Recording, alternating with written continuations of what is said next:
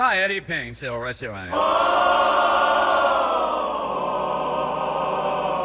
Wishes up to tell a pretty pings. I can't go like yellow. In the agent of like the whistle. Works route. Here I go, anti-Oedipus. Yes, it's a William Bristol one these days. So instead of some, after. Here I go, anti-Oedipus. Oh. It functions everywhere, sometimes without stopping, sometimes discontinuously. It breathes, it heats, it eats, it shits, it fucks. One mistake ever said the it everywhere. It is machines, not at all metaphorically. Machines of machines with their couplings, their connections. An organ machine is connected with a source machine, one emits a flux which the other cuts. The breast is a machine that produces milk, and the mouth a machine coupled to that one. The mouth of the anorexic hesitates between an eating machine, an anal machine, a talking machine, a breathing machine, deeper machine, asthma, attack. This is why we are all tinkerers, each with their own little machines. An organ machine for an energy machine. There are always flux and cuts. Judge Schreber 5 has divine rays in his ass. Solar anus. And rest assured it works. Judge Schreber feels something, produced of something, and theorized about it. Something is being deduced effects of machines, not metaphors.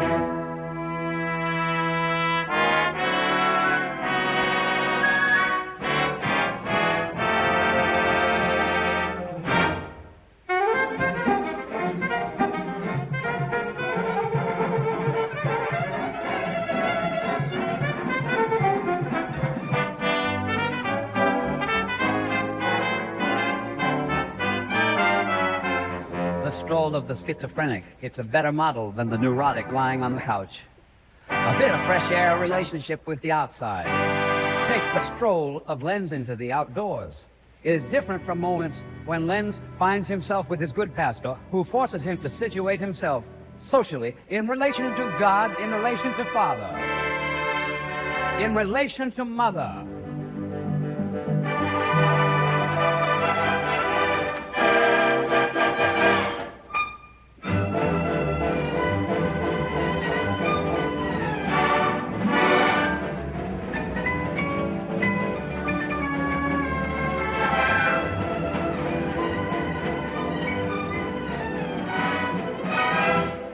On the contrary, he is in the mountains under the snow with other gods, or without God at all, without family, without father or mother, with nature. What does my father want? Can he give me better? Impossible!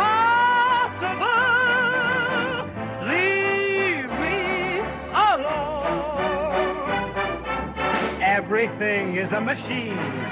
And three celestial machines, the stars are rainbows, alpine machines, each coupled with those of his body, noise machine.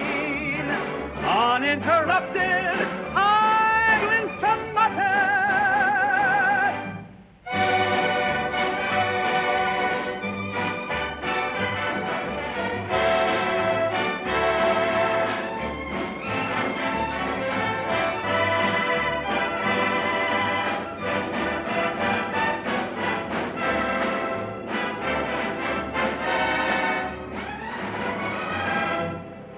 It must feeling of endless bliss to be in contact with the profound life.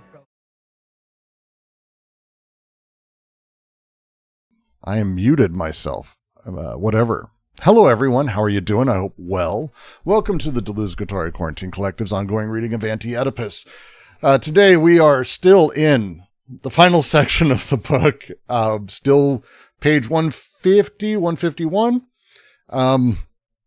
Today is going to be, as someone in the Discord today made the joke, today is going to be a 1-paragraph day. Technically 2 paragraphs, but it really is going to focus on a single paragraph. We're going to start with a paragraph we ended with last week. I'm just going to read it because it's necessary to, for those who missed it or maybe missed some of the commentary. It helps build into what is a paragraph that extends across 3 pages. So that'll be its own fucking entire journey. It'll be its entire journey. Its entire journey. So let me get over to the reading. Let me make sure it's working. There it is. Happy day. This is going to be a lot. How is everyone here in the Discords doing? Everyone good here? No, fine. All right. Hey, fine's fine. Happy with that. As we're making our way through and as we're talking about the different levels of schizoanalysis, different parts of schizoanalysis, the functions of schizoanalysis, the function that is this final bit that they're going through, and it's really important, is that we spend time on what they're going to be talking about: subject groups versus subjugated groups. The nature of thinking about flux, the flux of desire, not as symbolized or particular goal-oriented parts of said desire, which we tend to think of if we go, people desire, they desire cars, they desire love. And it's like, no, desire is itself. It's an end almost within itself. It works this way. So as we're talking about, how do we talk about psychoanalysis? How do we reconceptualize how we talk about people's internal workings, the forces of it? Well, their answer is to, one, eschew the narratives, and two, as we're eschewing narratives, be watching for the indices of desire, the attractions, repulsions, interactions in that way. And as we do that, realize that there's a couple different layers to the person. On the one side, we have the unconscious desire investments, which is that's before you exist. They're impulses directly investing in structure. Then the second bit is the preconscious interests, which we've talked about extensively, and I've kind of done a couple videos on at this point, but basically talking about how people maybe have interests, how they understand themselves socially, where their position is, how they understand what that means. Me, white, cis, male, in this position in society. This is my preconscious interests. But my unconscious libidinal investments, the economy of my libidinal investments, doesn't necessarily align with that. In fact, it works very differently. And I could have, and as they sort of outline it, you can be someone who is ostensibly in a position socially where they should be revolutionary. They're, this extreme minority case, or they're in a position of naturally being counter to whatever culture is sort of big. And that position that they're in, that's great. But they're invested in the same structures that created that. So we end up with a situation like we always do, to be frank. I've used BLM as a great example of this, where it began as a one type of group organization, which really wasn't a group. People weren't ascribing to a singular group. But over time, as it became a thing and people began ascribing to it, it took on a much more fascising, reactionary tone. This shift is important as we talk about how people come to be, how people find themselves, and how people interact, especially if we're interested in, which they are, the emancipatory power of people, how we get there. That this is not a matter of ideology. This is not a matter of, if only people understood this one cool fact they don't want you to know, but instead, how people are invested, how desire is invested in the structures of society, the way society operates, and then ultimately how they find themselves integrated in that. And they give two very specific versions of this: the subject group and the subjugated group.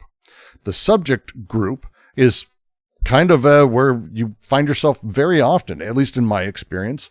You're not really part of a group at any moment. You're kind of just going around. You happen to be aligned together, but it's not so much under the guise of a group. BLM being my example of this. The first couple days of it, the protests were kind of just people walking outside, and you kind of just went outside, and you, like where I was in LA, they were just walking down the street. It was like, all right, let's go. I agree. Let's go walk. There wasn't like a goal, subject group. But at some point, you swear fealty, the interest of the group, or the group gaining a super-egoization. These things, the way this functions changes. The way that, for example, in a relationship with a friend or a lover, you start just sort of being yourself there, themselves, and over time, the relationship takes on its own meaning, and then you're maintaining the relationship, not really the other person or yourself, the difference between subject and subjugated groups.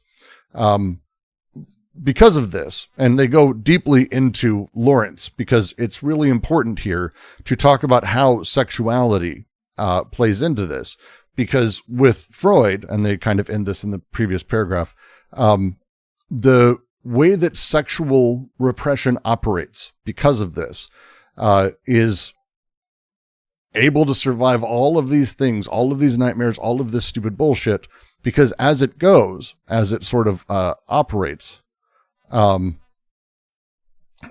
it works, the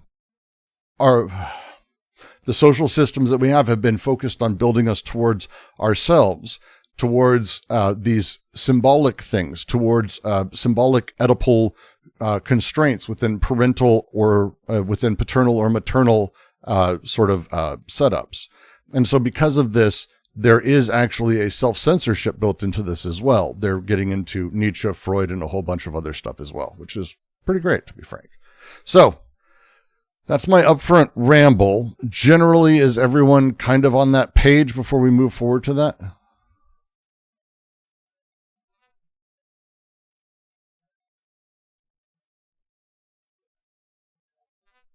All right. Everyone's on that page. Good. So let's get to Lawrence. I'm going to read through this paragraph normal speed, but we're going to explain it quickly so we can get into the brunt of this. And as always, YouTube people, give the stream a like. Feel free to super chat or head over to Patreon or just join us on Discord. Always fun. We love having you here. Love having you here. But now to continue. Lawrence shows in a profound way that sexuality, including chastity, is a matter of flux, an infinity of different and even contrary flux. Everything depends on the way in which these flux, whatever their object, source, and aim, are coded and broken according to uniform figures, or, on the contrary, taken up in chains of decoding that resect them according to mobile and non-figurative points. This is the flux schiz they've been going through the book. Lawrence attacks the poverty of the immutable identical images. The figurative roles that are so many tourniquets cutting off the flux of sexuality. Fiancé, mistress, wife, mother. One could just as easily add homosexuals, heterosexuals, etc. All these roles are distributed by the Oedipal triangle. Father, mother, me, a representative ego thought to be defined in terms of the father-mother representations by fixation, regression, assumption, sublimation. And all of that according to what rule? The law of the great phallus that no one possesses, the despotic signifier prompting the most miserable struggle, a common absence for all the reciprocal exclusions where the fluxes dry up, drained by bad conscience and resentment. Sticking a woman on a pedestal, or the reverse, sticking her beneath notice, or making her a model housewife of her, or a model mother, or a model helpmeet, all mere devices for avoiding any contact with her. A woman is not a model anything. She is not even a distinct, indefinite personality. A woman is a strange soft vibration on the air, going forth unknown and unconscious, and seeking a vibration of response.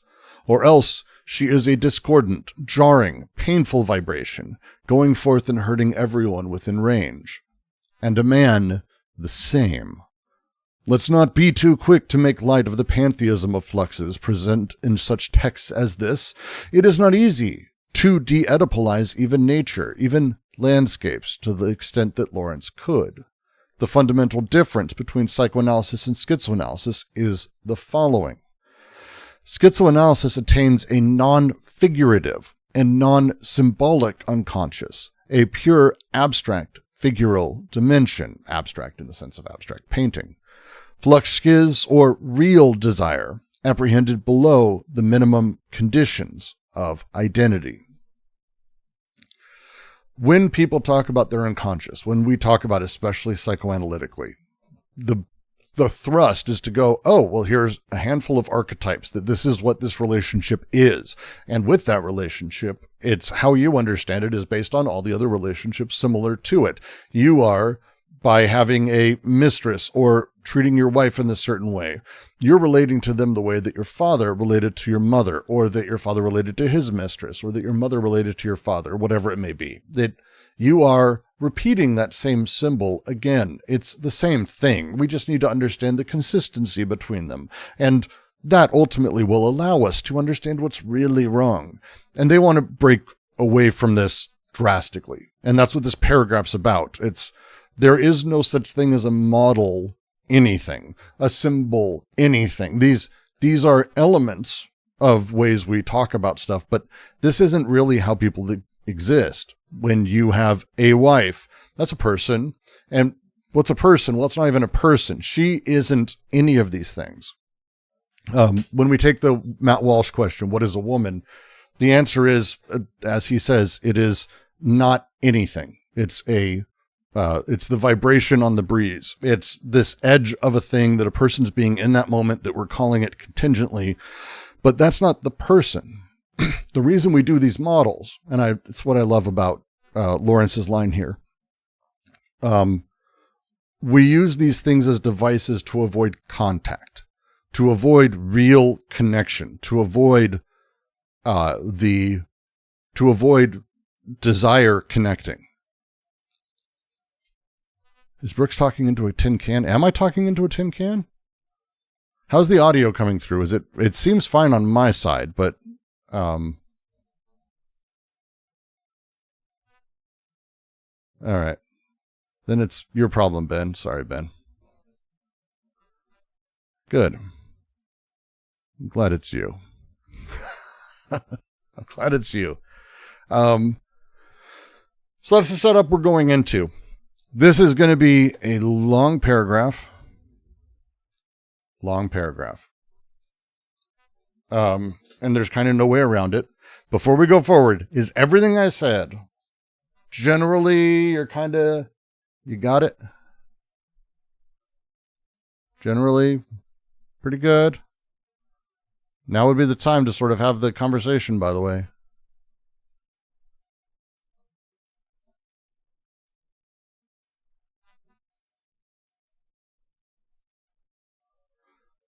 So a woman is the massager.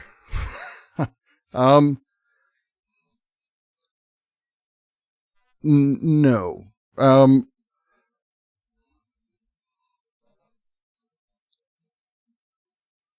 The way that he's talking about is that the fluxes of, I know the vibrations. Gotcha. See, you're making a funny joke. No, the thrust here is that, the multitude of forces that are coming at me when another person is talking, I can crush down to avoid any sort of real direct interaction with them. I'm going to reference someone here. Shocking. Zizek talks about this in a very interesting way that I think follows on very specifically in this way. Again, I wish he'd actually read Deleuze. Zizek talks about online dating and the way that we do online dating or create relationships in order to avoid the falling in love, as he talks about it. When we fall in love, the fall is actually the part that makes it. It's actually kind of scary. It's kind of a whole thing. Well, then what do we do? Oh, So it's better for us to do online dating, things that keep us a handful of steps away from ever having the chance to fall in love. Preset, sanctified, saccharine sort of connections versus the happenstance of the real world. It's not far from what Lawrence is talking about here. The way that we engage people, the way that we talk to people is far more like this, where it's the fluxes, the dealing with it, the setup, all of these things. That's the thrust, to put it lightly. At least again, as I read it, as I like to say. Pesci, I did watch his new video. President Sunday put out a new video that's pretty great on how horrifying philosophy content is on YouTube now. And it's depressing. I don't know how else to put it. It's a depressing video. I find it depressing. find a lot of things depressing these days. There's not a lot of good content around, and I'm starting to run out of stuff, and it's pissing me off quite a bit, to be frank. But as we make our way through this next little bit, don't hesitate to drop a note to say otherwise. We're going to be reading and reading and reading and reading. Reading.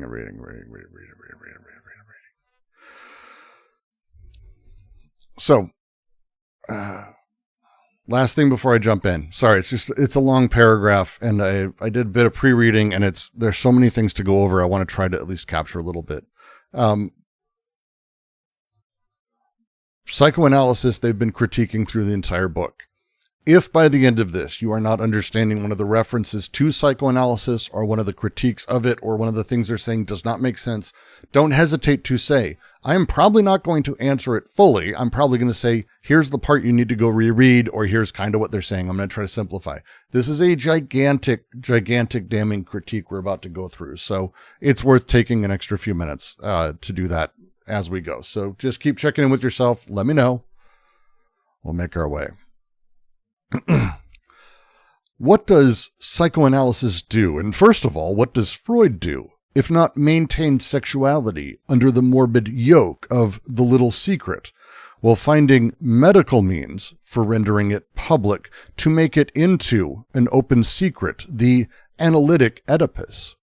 We are told, see here, it's quite normal, everybody's like that.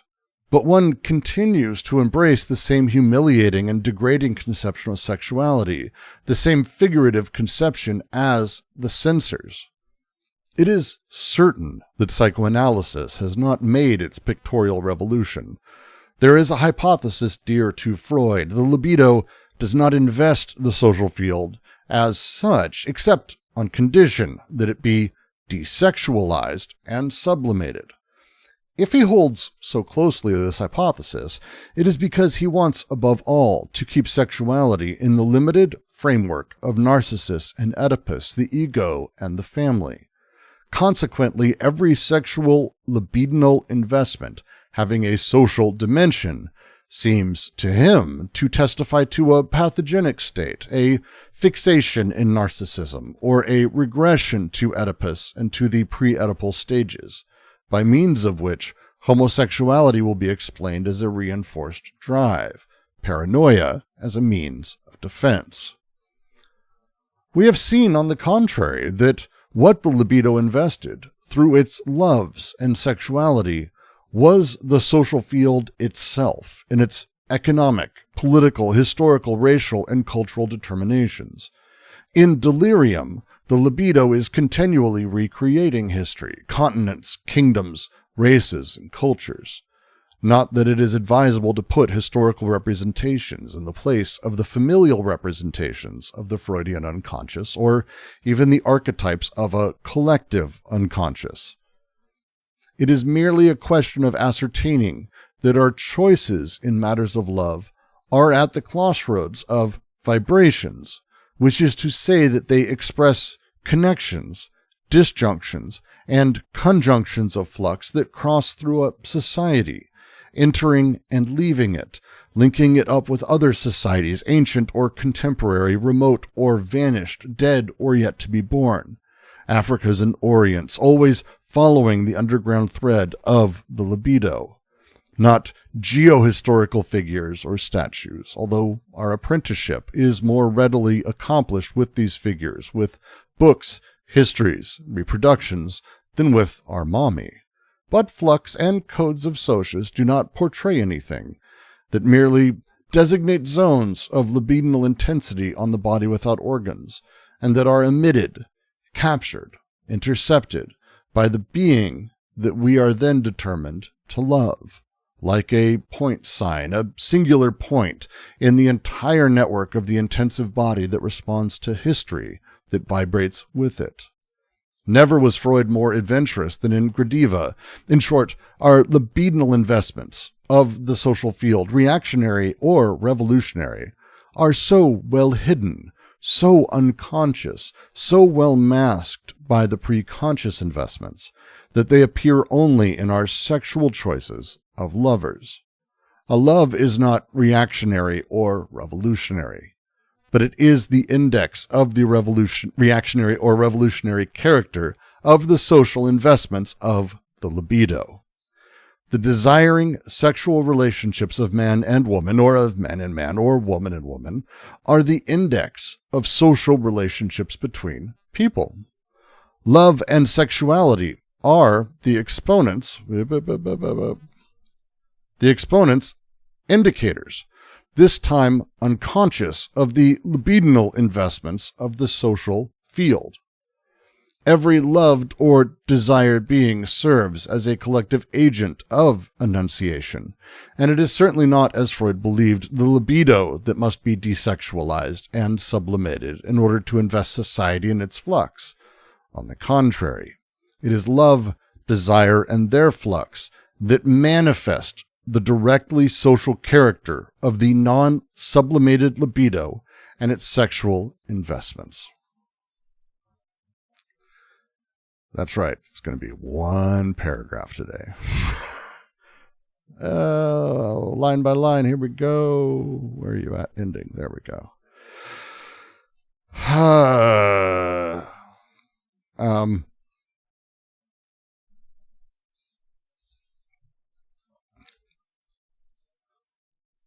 Short version.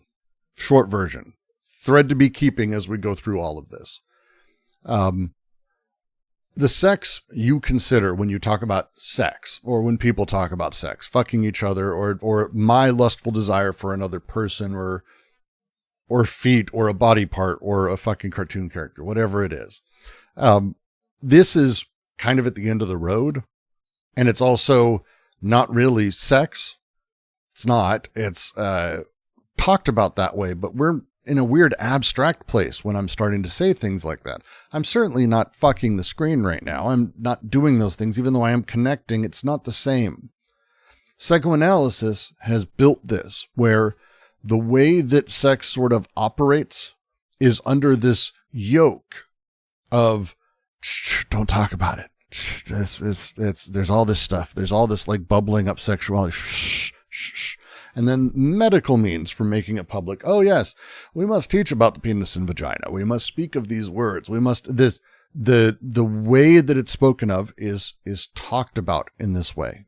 Is the clinical discourse being talked about. The way that we discuss it, but by doing so, it sort of keeps sex in this fundamentally hidden, secret, dirty little thing. This dirty little thing that we're a part of. This dirty little thing we're aware of. This is Foucault. This is super Foucault-y, which is, there's so many layers to that I could play with, but I'm not going. This is History of Sexuality, Volume 1, like summarized pretty quickly. But again, here's Freud. Hey, here, it's quite normal. Everyone's like that. But then ultimately you embrace the same humiliating and degrading conception of sexuality, the same figurative conception as the censors. The people who censor us and how they view sex, we actually take our cues from them. We follow what they say. We willingly do, and we bring that with us. It's gross. It's gross. Because it makes sexuality this weird universalized thing. Oh, everyone has Oedipal desires. It's clinical, all of that. But it keeps it at this degraded figurative state where everyone's got this weird thing. They all like fucking, and fucking is weird. And so it keeps it in that little corner. And again, for them, sexuality is everything. Sex is everything. The desiring machines are fucking. That's what they're doing. It's connective and generative. And so by having the desiring machines at the position they're in, everything is sexual. And not in the Freudian sense, in the connecting and generative sense. That's it. That's all of it. But by separating this out, we've kept the sexuality in this little corner and moved forward. And so because of that, they make a couple of their great jokes. the pictorial revolution, it's an art joke. It's a really, really specific art joke. It's a really specific art joke. Pictorial revolution is a comment in art where, like, Cezanne, Kandinsky, Picasso moved into a more abstract, less direct figural, and instead playing with more pure sensations and force. Well, psychoanalysis hasn't made that leap. That's the joke. They haven't made the same leap as art. Olivia Zupanzik's What is Sex is not going to go in the same direction. It's good, but it is very Lacan. So just be ready for that. It's very Lacan. Which still has a lot of repression in it, to be very frank. And they don't mince words about that at all in their critiques of Lacan. But we're mostly focusing on Freud. But it doesn't matter. Everyone else is doing the same Oedipal thing. Zizek and Lacan, Zupančič, all these others, they're still doing that same fundamental thing. They're still playing with it in this way. They're still dealing with desire in this particular way. The thing Freud cares about, as the next thing they say, the libido does not invest the social field as such, except on condition it be desexualized and sublimated. So because the libido as energy, libidinal energy, has to lose its sexuality, its sexual characteristics, the meat hitting meat side of things, the partial objects connecting and generating, in order to engage with, I always mispronounce it. The libido must lose its sexual characteristics. That's it. And so what that does is it maintains this family society split that schizoanalysis is trying to overcome. This is the literal thing they're trying to go for. Because for Freud, as they say, if he holds so closely to this hypothesis, it's because he wants above all to keep sexuality in the limited framework of Narcissus and Oedipus, the ego and the family. That's the whole point. When we've removed the sex from libido, and libido is now playing in this odd theoretical sort of secondary thing, the actual potential within desire, the revolutionary potential that exists, stays within familialist coordinates, or the coordinates effectively we're raised with or built with, instead of recognizing its absolute connection to the social and political overall.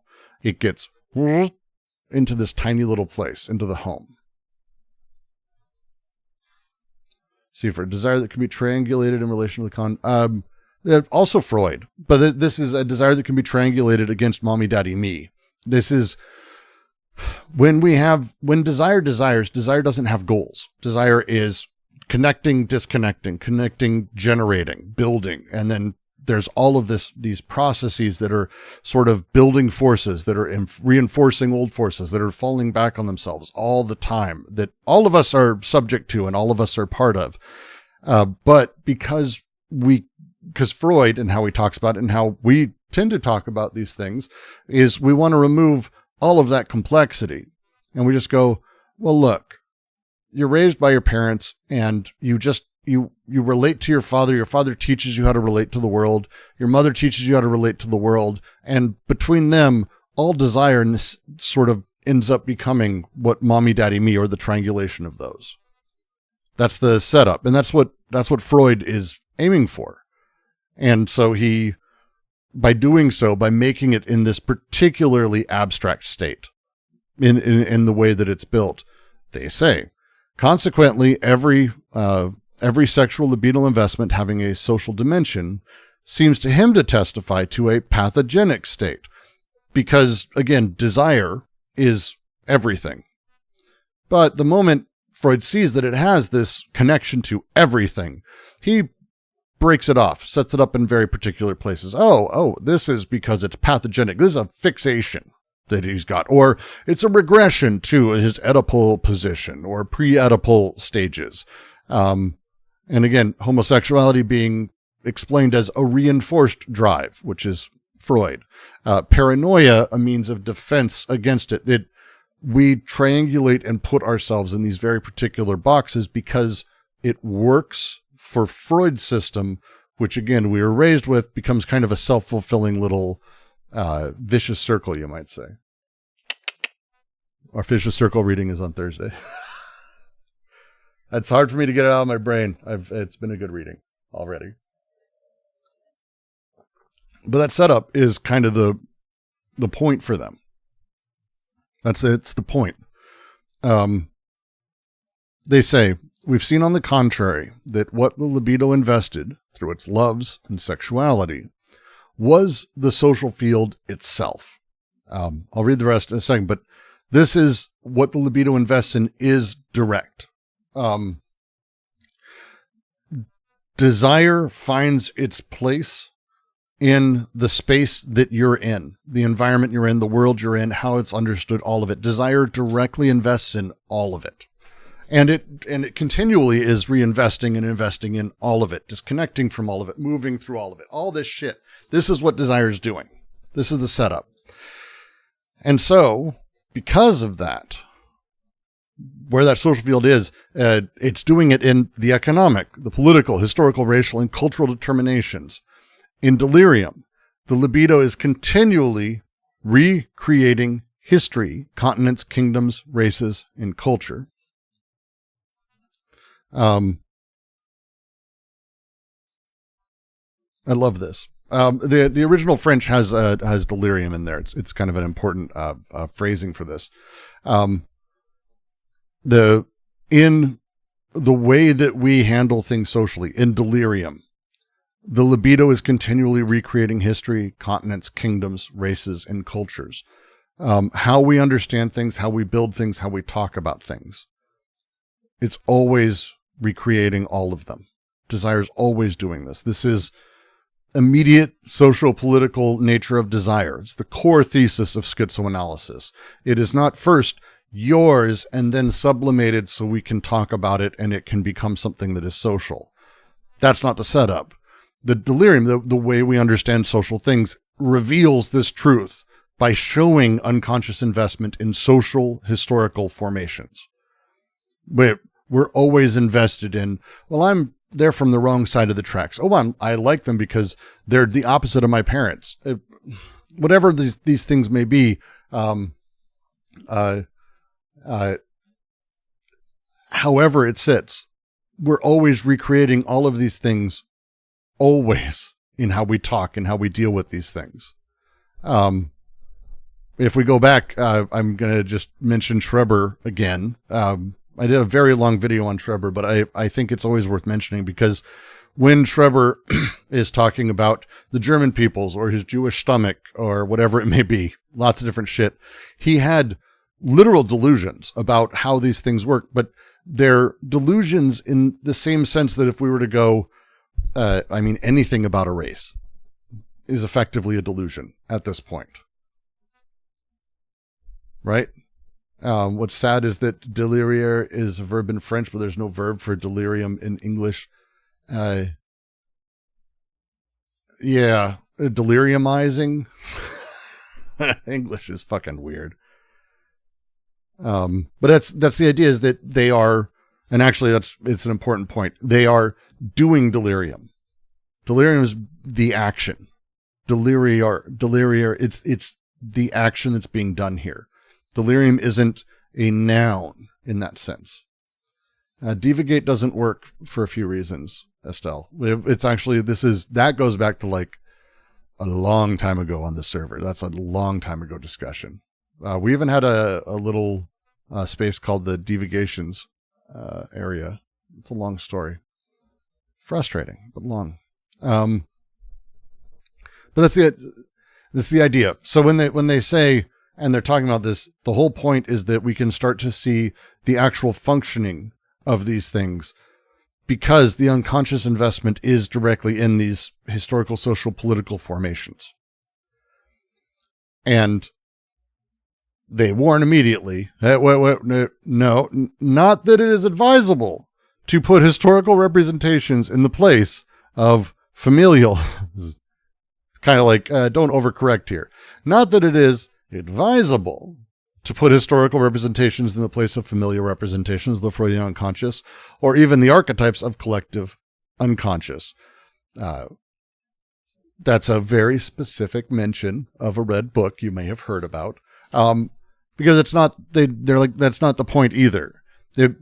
What both of these guys do is they're both presuming desire starts with the individual and then gets sublimated or changed or whatever. But it's also not the same to do what, if we go all the way to the end and we go, well, what if desire starts in the archetype and it comes back to the person? No. This is not Jung. They're like, no, Jung. No. Pre-representation, like, is a point. Pre-representational desire is the point, not superstructure representational, if it makes sense. That's not the setup. That's not the big deal. It's not the big deal here. Yeah, this feels like this is just the critique of representation coming back again. But they say, because again, and I should chuckle, Estelle, this is what you made a joke, but this the vibrations thing comes back again, and it's kind of a big deal.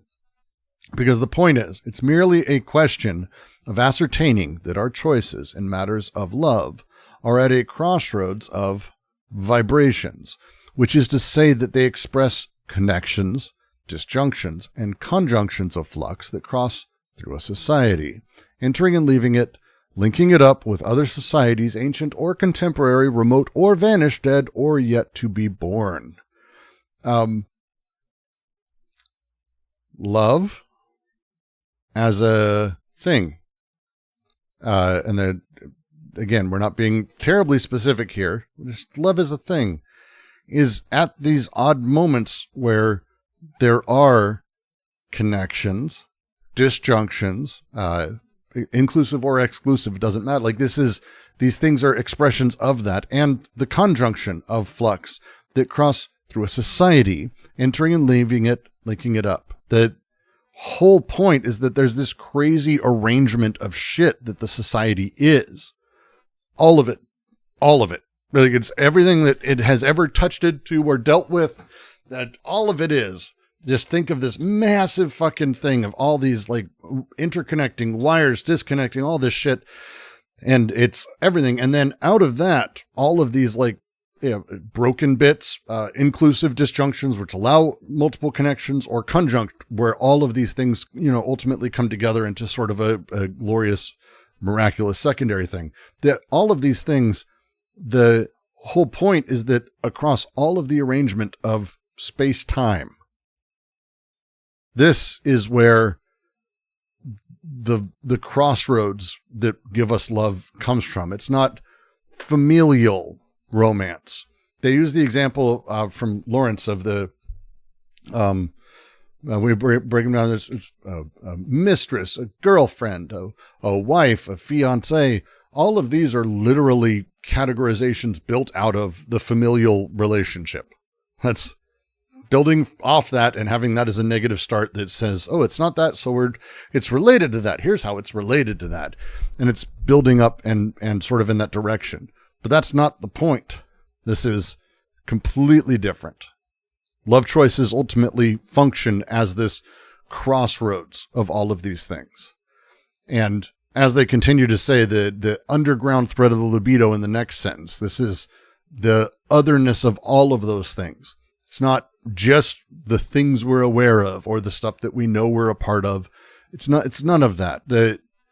Everything, racial, cultural, temporal, Africa's and Orient's, which is, they're being provocative here with the language for a reason, but it's even non-Eurocentric worlds.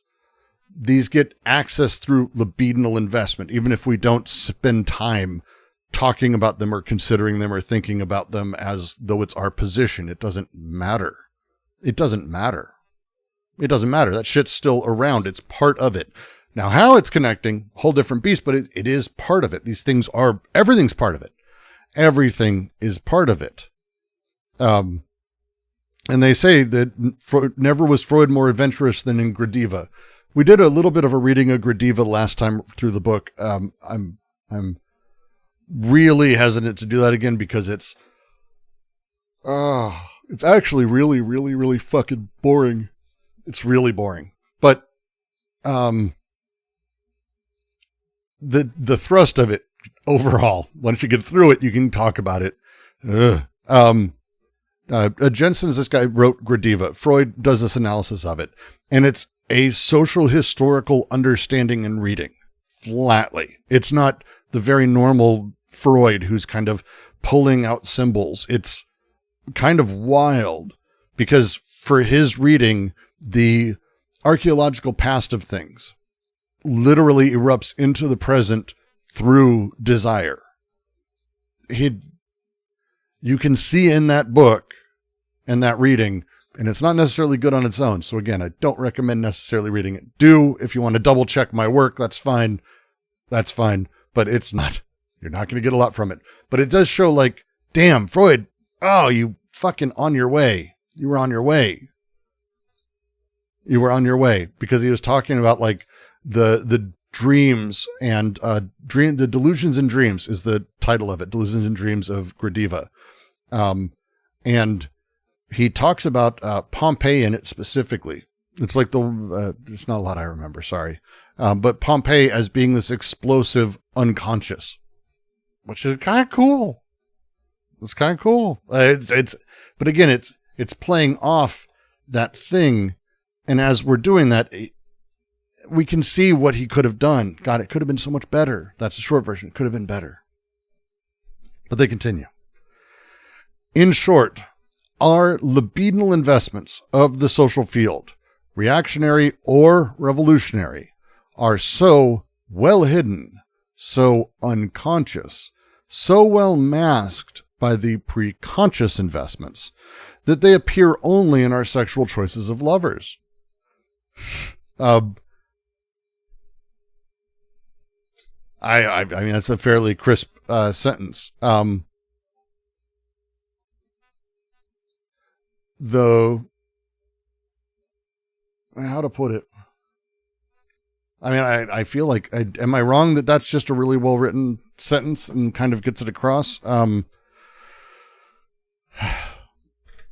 How we invest in the social field, libidinal investments, again, unconscious. It's not pre-conscious, it's unconscious. The unconscious investments, whether they're reactionary or revolutionary, they're actually hidden, and they're so deep in there. They're so well masked by preconscious investments, how we understand ourselves socially, how we talk about such things in delirium, that the desires, the sexual desires, only appear in the sexual choice of lovers.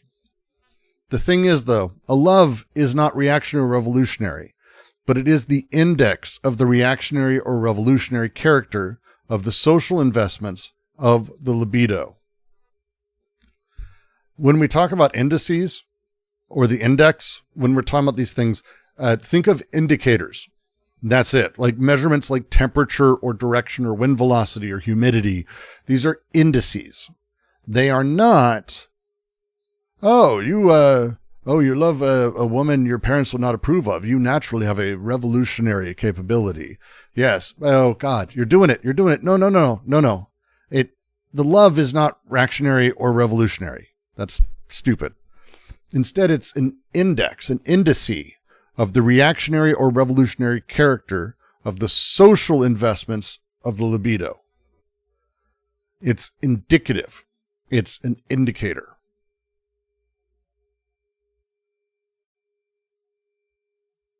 Does this make sense?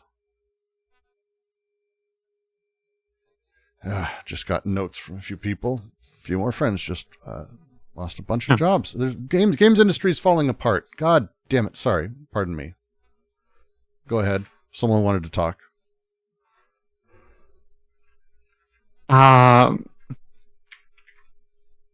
Sure. The sexual choice of sexual partner would be, as in, to me it's difficult to wrap my. I kind of get what he's getting at, but to be able to,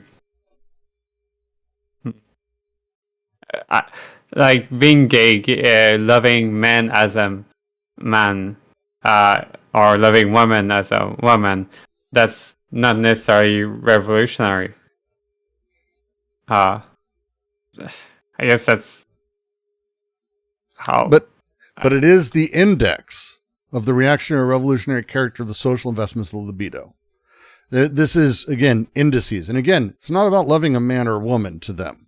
These things are elements and indexes of social relationships between people, as I say in the next sentence. And that's kind of where they're heading with a lot of this. Again, away from the over-specific generalization that is a symbol. Oh, you're a man, you're a woman. Excellent. Men and women together, yes. Man and man, ooh, he's subversive. And how, wow, subversive. No, maybe, but it's not the thing. It's not just that it's subversive. It may be an indicator of such things, depending on a whole bunch of other arrangements, but it's not this whole thing. And it's a bold statement by the gentleman, I will say, is how I read it. It's a bold statement from the gentleman.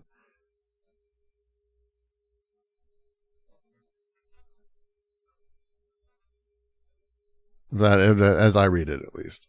It's a hell of a statement. Does that make sense? Estelle? Yeah, it does. Okay. Yeah, because it's let me see if I can find the exact wording in the other bit. One sec. Because I've got the French up. 2 seconds. You probably do too, though, so whatever.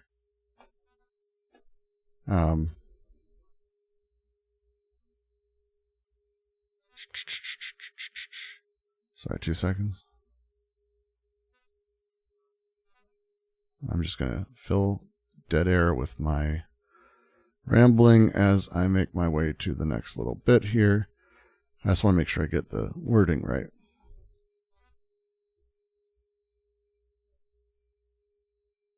Because that's the part that's like a lot.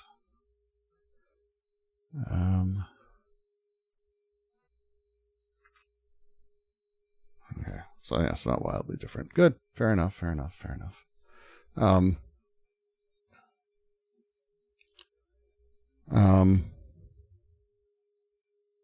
Yeah, I'm. You know what? I'm just gonna push because it's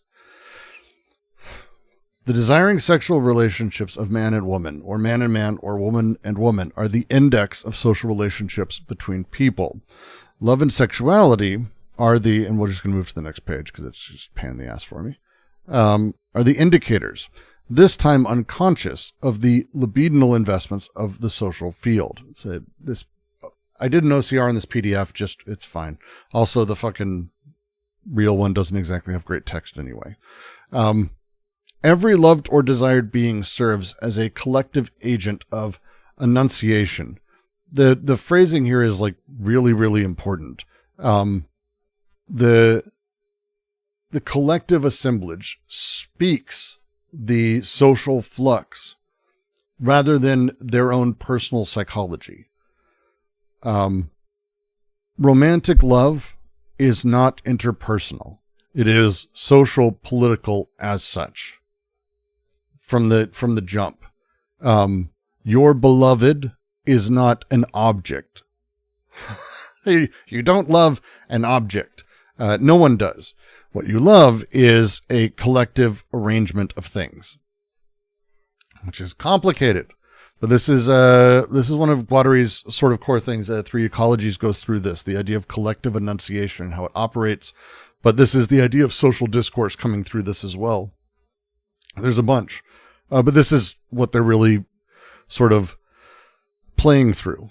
And that's, again, when we talk about love and sexuality are exponents or indicators. The French actually has exposants ou les gradomètres, exponents or indicators, but indicators in a gradometer, a literal device that measures shit. Gradometer.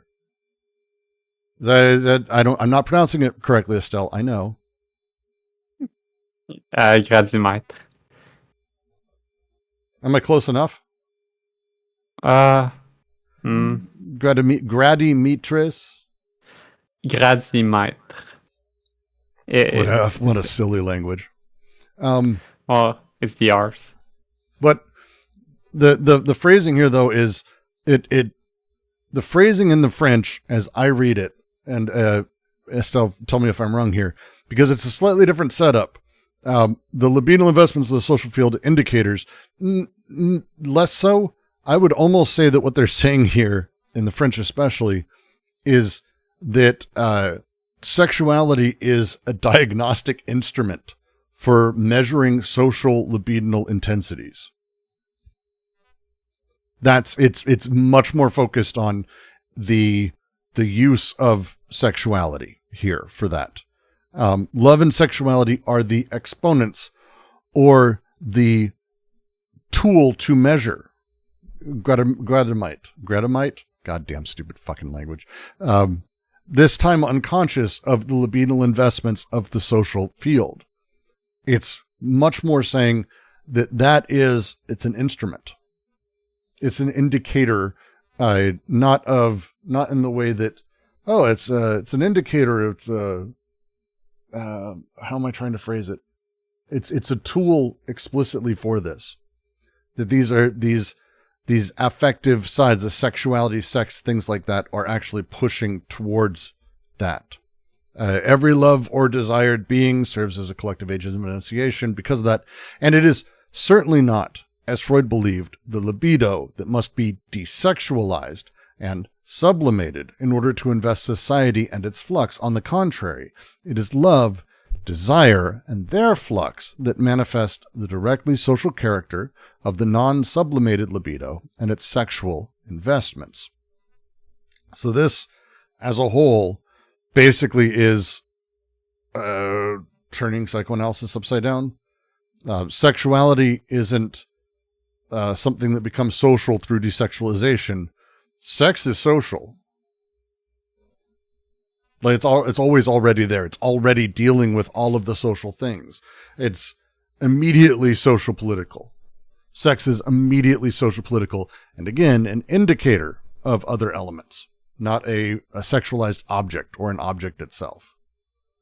It's a system, an index that points to social investments that are within the unconscious or unconscious social investments.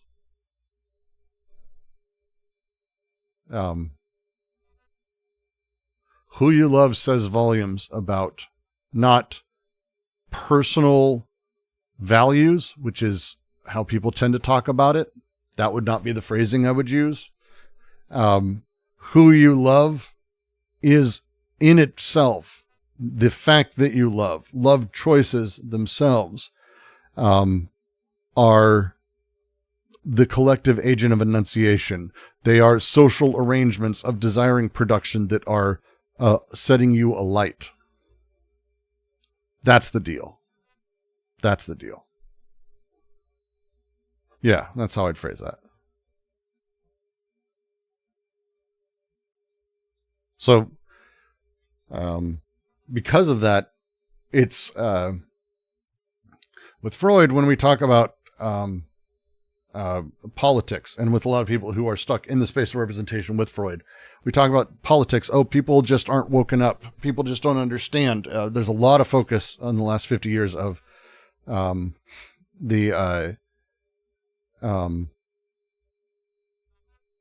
a lot of focus in the last 50 years of like the lumpen proletariat or the types of bourgeois or the types of proletariat, and categorizing things properly, and that if we can say things the right way, or if we can speak the right way, we might be able to cut past ideology and actually get at the heart and actually strike joy, fear, revolutionary potential, anger, whatever, into the hearts of people.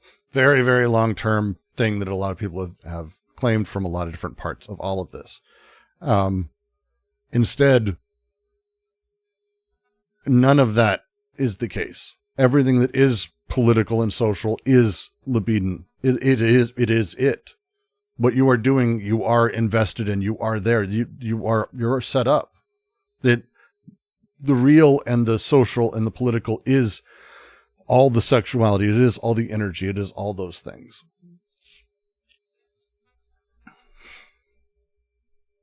So essentially your partner is a factory, and so are you. Yes. And it's not that your partner is a factory, your partner is a collection. Your partner is a complex web of shipping and production.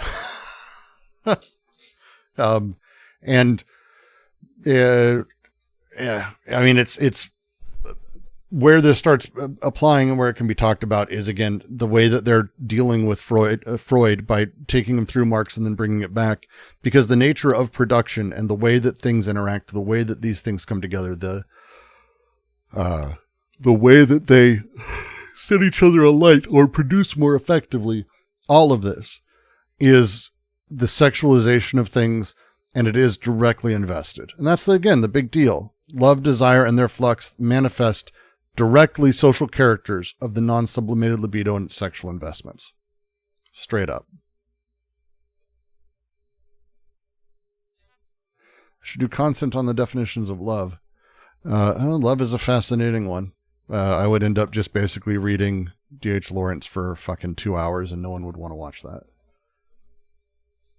Well, all three of you who would want to watch that, well, maybe I should do that. That'd be interesting. Gratamite is an instrument of photography that evaluates contrasts of pictures.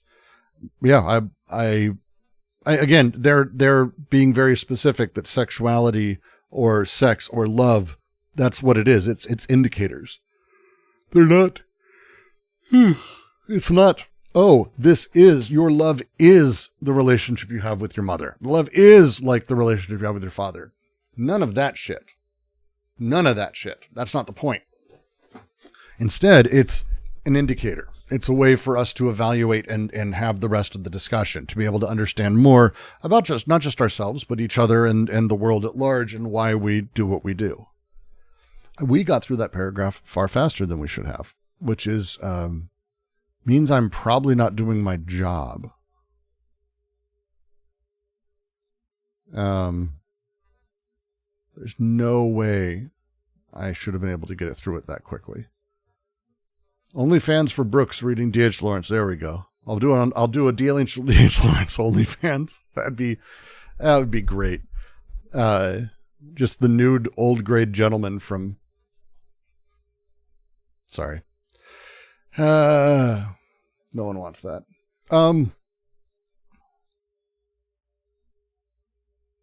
Generally, who has questions about any of the bits in this, the things that are talked about, the way he goes over that? Because we're going to be moving forward, and it's going to be very specifically aimed at the indices. The indices are going to be the big fucking deal here. Especially as we make our way through. Because again, we're trying to get to the pre-individual, the pre-symbolic, pre-narrativized, whatever that is. That's their push for schizoanalysis, is getting towards these things.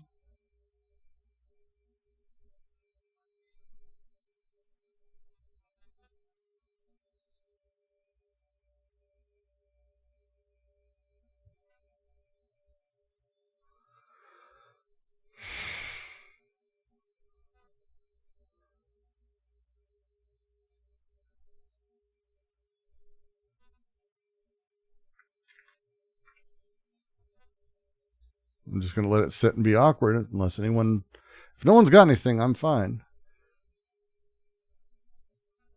But I will sit awkwardly for a moment while we do this.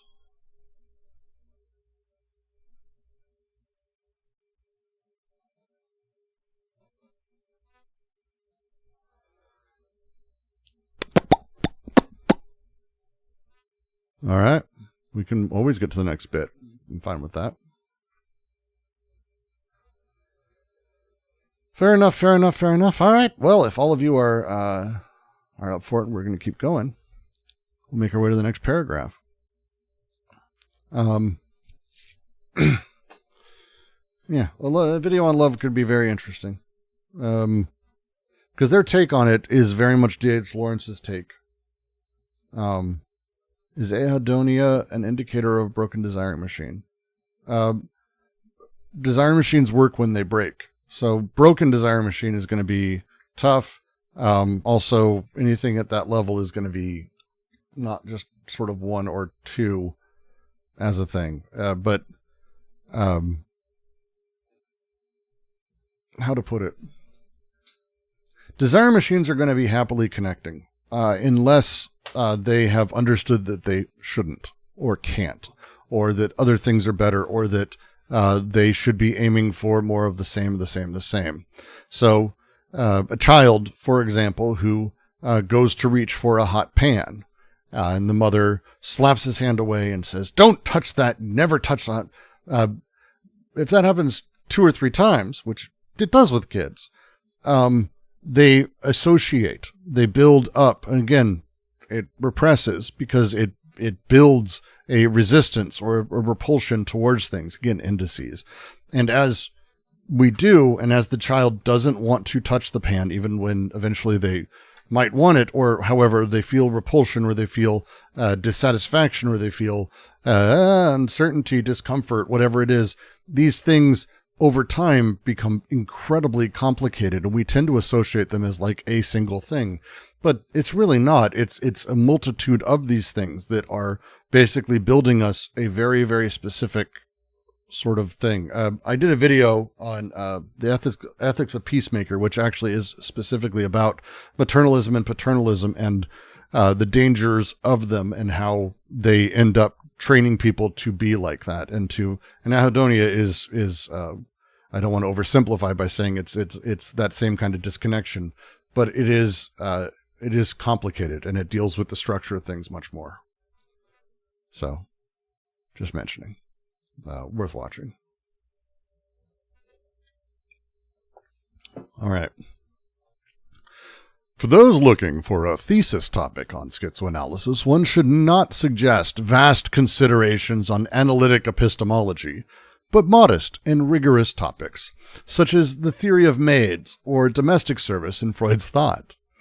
There are some real indices in such areas on the subject of maids, who are present everywhere in the cases studied by Freud. There occurs an exemplary hesitation in Freudian thought, a hesitation too quickly resolved in favor of what was to become a dogma of psychoanalysis. That's just such a great fucking... I'll come back to Guattari, when he comes through a lot. Philippe Girard, in unpublished remarks that seem to us to have a wide application, situates the problem at several levels. In the first place, Freud discovers his own Oedipus in a complex social context that brings into play the older half-brother from the rich side of the family and the thievish maid as the poor woman. Secondly, the familial romance and fantasy activity in general will be presented by Freud as a veritable drift of the social field, where one substitutes persons of a higher or lower rank for the parents, the son of a princess kidnapped by gypsies, or the son of a poor man taken in by bourgeois. Oedipus was already doing this when he claimed a low birth of servant parents. Thirdly, the rat man not only installs his neurosis in a social field determined from one end to the other as military, he not only makes it revolve around the form of torture originating in the Orient, but also, in this very field, he causes his neurosis to oscillate between two poles constituted by the rich woman and the poor woman, under the effect of a strange unconscious communication with the unconsciousness of the father. Lacan was the first to emphasize these themes, which were enough to challenge the whole of Oedipus. He shows the existence of a social complex, where the subject at times attempts to assume his own role, but at the price of splitting of the sexual object into a rich woman and a poor woman.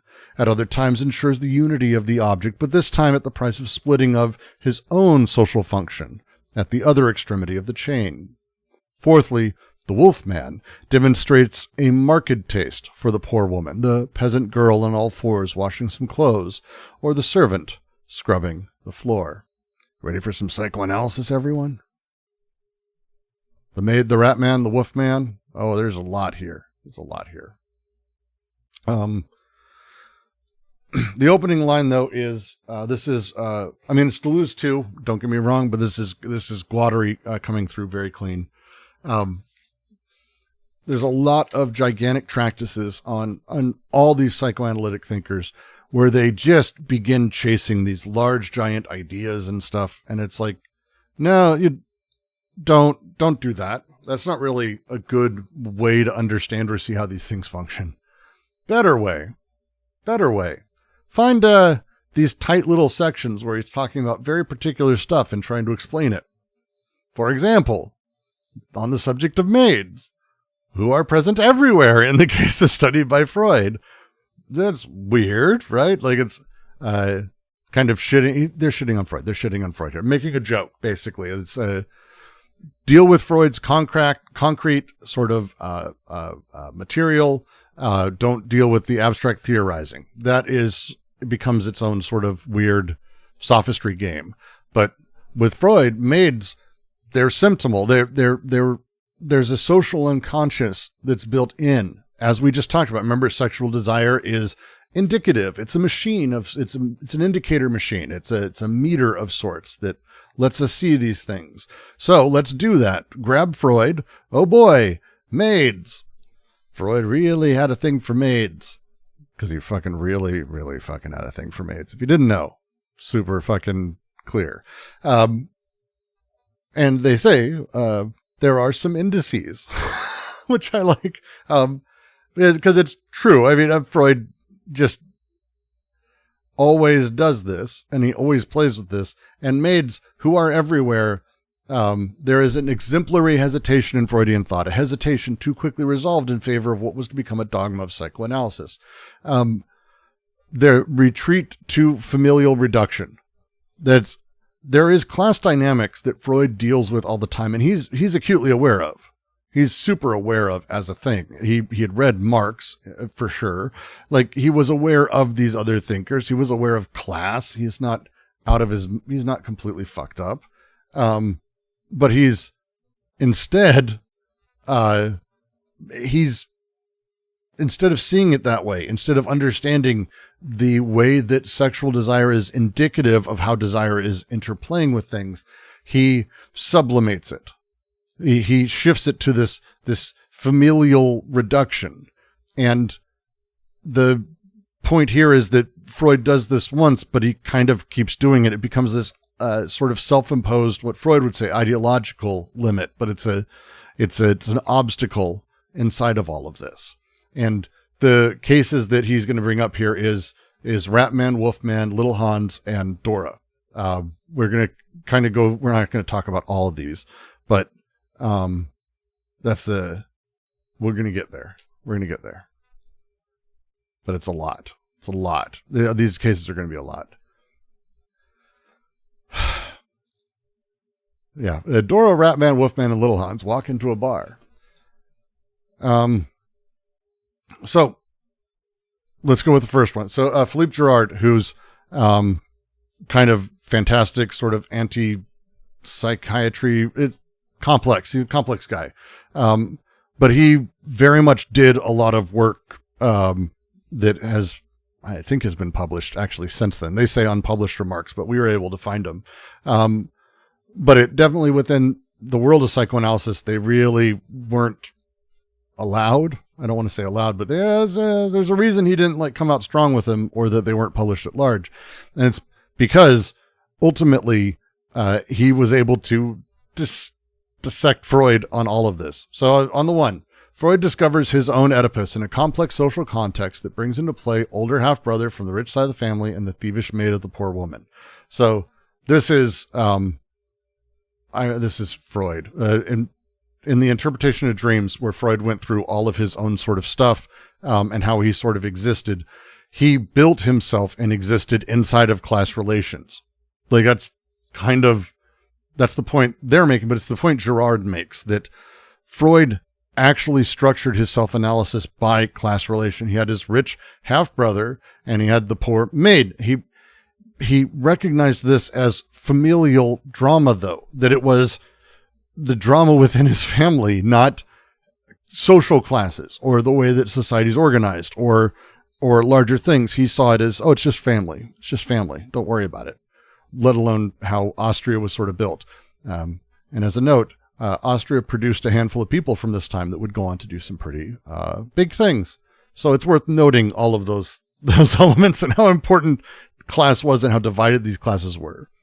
Second up, familial romance and fantasy activity in general will be presented by Freud as a veritable drift of the social field, where one substitutes persons of a higher or lower rank for the parents. Drift is an interesting phrase. Derive is the French, it's a derive. I don't know. What is it, Estelle? How do you pronounce that shit? Dérivé. That's what I thought. See, there we go. So the way he does it is basically he goes, oh, look, we have this thing that is the social field, but it's a how to put it? The way that the family works, the way the family operates, is derived of the social field. It's a deterritorialization from family towards social field, and it sort of plays in that sort of sense. It fucks with it. And so because of this, he had all of these fantasies and dealings, a lot of them, because of his social orientation, his class mobility, they were all involved there. But the desires, like social orientation, is about class mobility. It's not really about incest. And that's where he kind of, again, when we talk about Oedipus, your relationship with the father, relationship with your mother, various power structures, various social elements, rich family, poor family, whatever it may be, it's actually incest.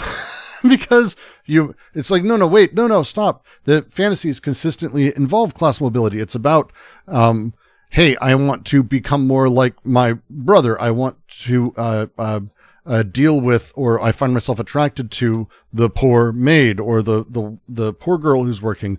This isn't a relational step of the mother-father, but which Freud did, because that's what he does. But instead, there's this odd interplay that's coming here of the social field as, again, not derived from the family, but instead the family is a microcosm of repression from the social field. Am I saying that right? God damn it. I think I'm saying that right. I'm stepping over words here because it's phrased funny. Please. Welcome back. Hello, Brooks. You the last video that you discussed, the maternal and paternal, like related to this kind of dynamic, right? Mm-hmm. Where like it's not really a relation of like paternal and maternal, kind of like it transformed into the socius, right? Yes. Into a social production, right? Yep. But I want your advice. Which books, like does Guattari cover this kind of Metamorphosis of Kinship is pretty much fantastic for this. Also, Anti-Oedipus is good for this. Guattari actually wrote a lot. Transversality has a lot of essays that touch into the familialism of things. One sec.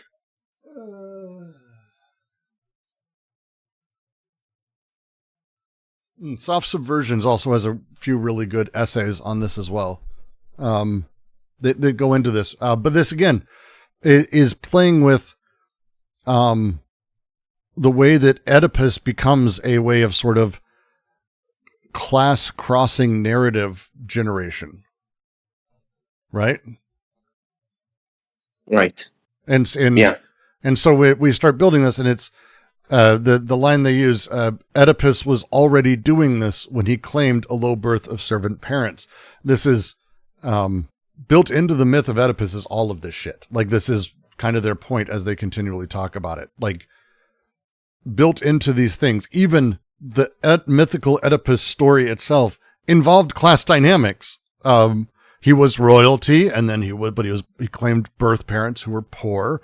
It's not simply family structure. It's actually class that really came first. So the class comes first, and then we apply family to it. The social unconscious predates the familial unconscious, but we claim the familial unconscious, and then we claim that the social world comes out of that and our interactions with it. That's psychoanalysis, not schizoanalysis, right, Brooks?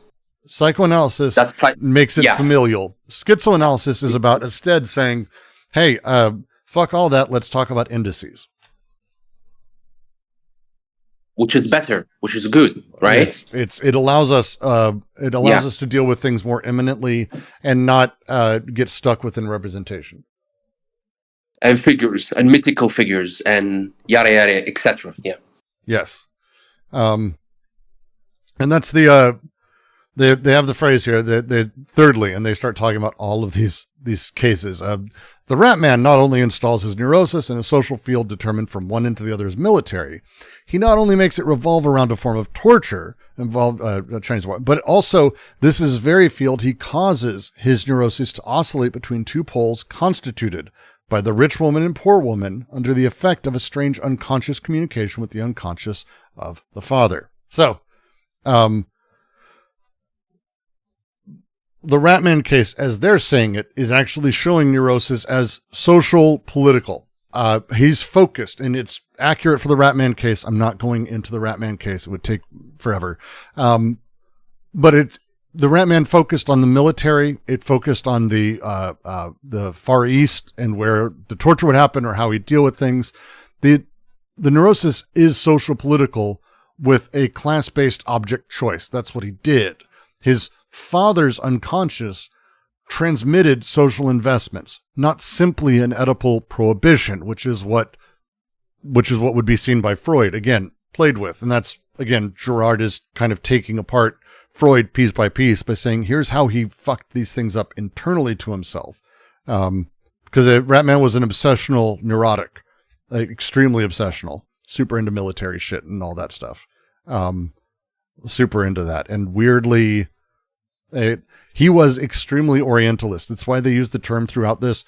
The Orient is, we don't talk about it as such, but in the time period, he was the Ratman was super Orientalist, like believed in the otherization of the entire group of people. But that's what and he was fucking wacky in that direction, I would say. I think it's fair to say that. So, but it was not because of him. It was because of his dad. His dad had actually experienced trauma and had, I don't know, I think telling his son about it would be the wrong way to phrase it, although we know that happened. It was much more that his dad, just by how he viewed the world, just by how he was invested, had this weird, as they say, strange unconscious communication with the unconscious of the father. That the way this oscillation between the poles existed, this is a way that the father's unconscious transmitted the social investments. It isn't simply the Oedipal prohibition being shown here, as Freud would mistake it as, but instead that the love of the father created resonances within the child that copy those things, we'll say imperfectly, if that makes sense. Again, not saying that the father transmits some kind of magic. We all do this. We all transmit. We all do these things. There's a weird transmission of things, but the intergenerational transmission of actual social trauma it's a real phenomena, but it's not in the way that Freud talks about it. For them, it's actually the direct investments being sort of visited upon the child. And Lacan, and again, Guattari is happy to give Lacan credit where he does. Lacan was the first to emphasize these themes, which are enough to challenge the whole of Oedipus. He shows the existence of a social complex where the subject at times attempts to assume his own role, but at the price of splitting of the sexual object into rich and poor woman, at other times ensures the unity of the object, the woman, but this time at the price of splitting his own social function at the other extremity of the chain. You basically shift what you are to match that, or she matches, you split her object. The neurotic individual myth out of Lacan would be the phrasing here, if you want to go read Lacan. But this is the idea. It's an alternative to Oedipal reduction. Lacan offered an alternative to Oedipal reduction, to the familial. And again, you can start to see where Guattari got a lot of his work and where he played with it.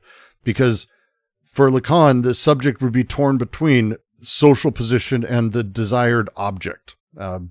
They desire that woman, but they have a social position that doesn't allow it or whatever. The split is going to occur in either the rich, poor woman or the social function that the man occupies. But there's no unified either, which is interesting. And again, a good critique of it that Lacan ran through. They're not necessarily disagreeing. They're just sort of stating, again, why Freud kind of fucked this up. Fourthly, the Wolfman demonstrates a marked taste for the poor woman. Peasant girl on all fours washing clothes or the servant scrubbing the floor. So Wolfman, that's what he's called. He really, really dug women who cleaned the floor. He's super into that. Domestic labor was like super erotic to him. Super, super hot and sexy. And to be fair, I get some level, like when you read it, you're like, oh, it's this is where he saw this. He had this, but there's a really interesting play that Freud does where he basically turns it directly to the familial,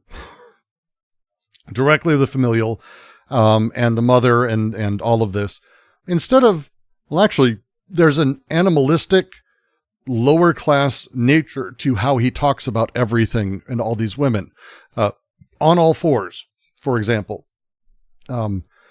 That's a sexual position for those of you who don't know. But that's the comment they're making. They're like, what's washing clothes on all fours, the servant girl scrubbing the floor on all fours. It's a big deal to the Wolfman when he talked about this. And it's erotic as a thing for him. It was his jam, but it's not familial.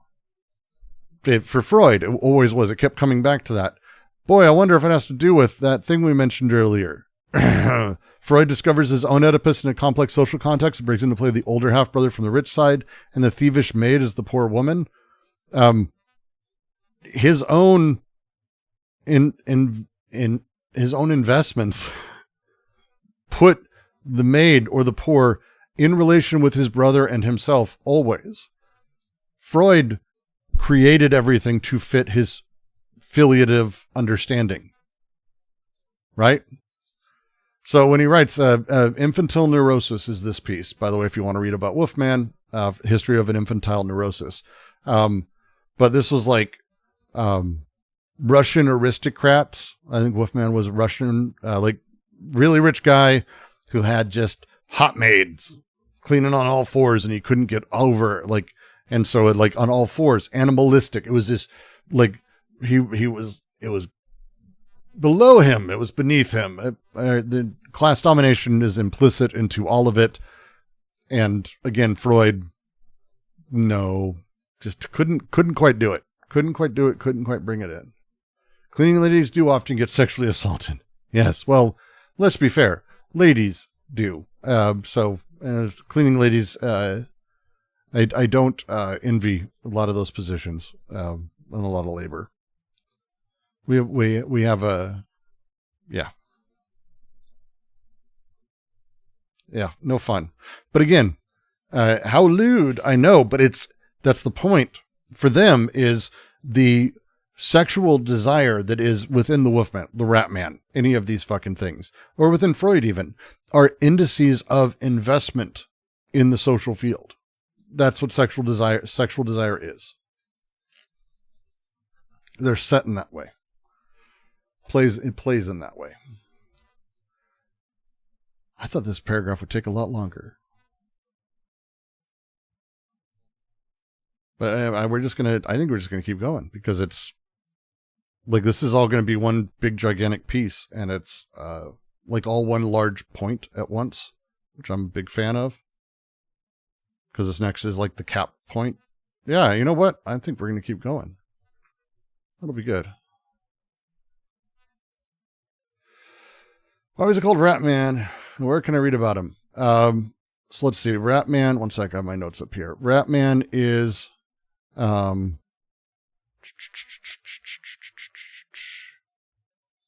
obsessional neurosis. Notes upon a case of obsessional neurosis is the Rat Man. I know it would be great if it was just called, "Hey, this is Rat Man." This is Rat Man. That'd be a better title, and you wouldn't be like, "What?" And then Wolfman is the history of infantile neurosis. If you want to read about that one. Again, they're interesting reads, but don't read them in the sense of like, as you're reading, be aware what you're reading and take part in it in that way. Because Freud is very much doing the familialist psychoanalytic thing throughout. And as you're reading, you should be able to see it. You really should. It's like it's really obvious that it's like, oh shit, he's, and that probably should be only done after you read Interpretation of Dreams, which is Freud's analysis of his own work, his own brain. Do that and then read the other two. That's if I had to recommend a thing, I'd be doing that. If you read that and then the other two, you will start to notice, boy, he sees cigars in a lot of places, kind of thing. Huh. Wow, you really, really got to harp on exactly how the maid was dressed and how she was on the ground and how she was sitting. Like, he's very detailed in some things. It's like, oh, hey, self-report time, Freud. Self-report. It's kind of the joke. From Itsumi on YouTube, do they perceive love and sex as separate entities? If so, do they deal with someone in love with one person, attractive and active with many? No. They don't see them as entities at all. That's kind of their point. We totalize entities and make presumptions around ourselves, and that there is a unidirectional or singular vocality of like, I love this person, I have sex with these people. And that's not how anything works. They would probably critique the idea that there is such thing as a consistent love forever. Like, I have love for you. I put it in a box and it's in a corner. It's like, no, you have people that you love and you come back to them and you love. And Lawrence has a phenomenal piece on love, more than a few, but one that really goes into the way that we treat it now and how he's had many loves and some that come and go, some that are there forever, but it's not that they're there forever. It's that it's because it's not always constant. It's just whenever he thinks of her, that kind of thing. It's fantastic. It would impose a meaning to act in a teleological way. Yeah, sex is for love that's not how they would talk about it. Sex is, again, they don't want to talk about human sex. Human sex is boring. They want to talk about the non-human sex, which is much more interesting. All right. To continue, unless there's any questions, I miss anything here? No. I'll wait for Marcellus to finish typing, because that's a lot.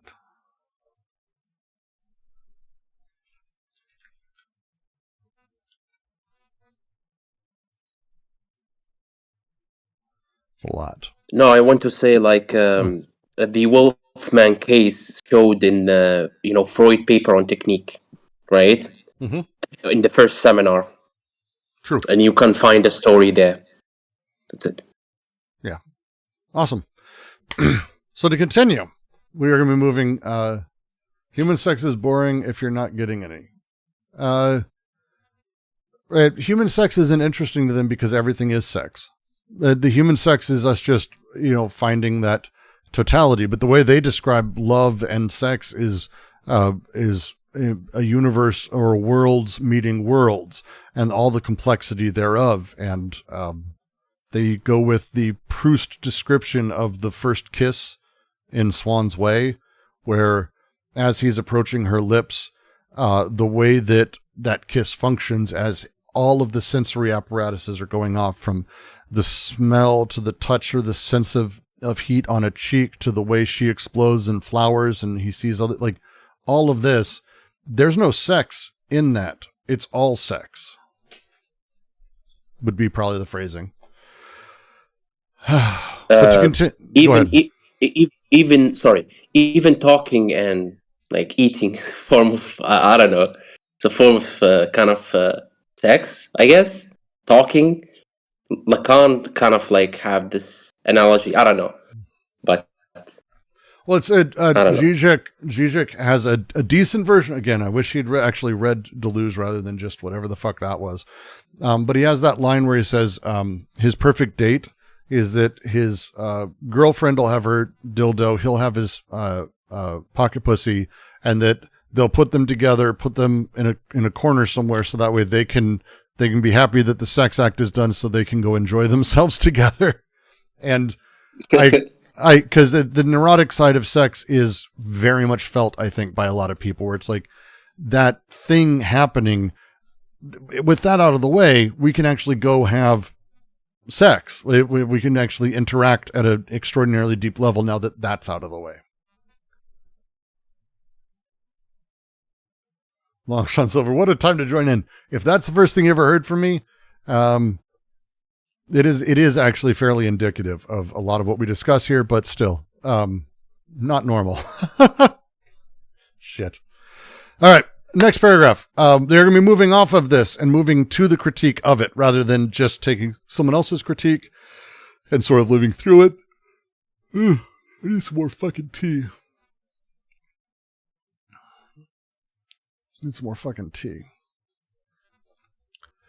The fundamental problem with regard to these texts is the following.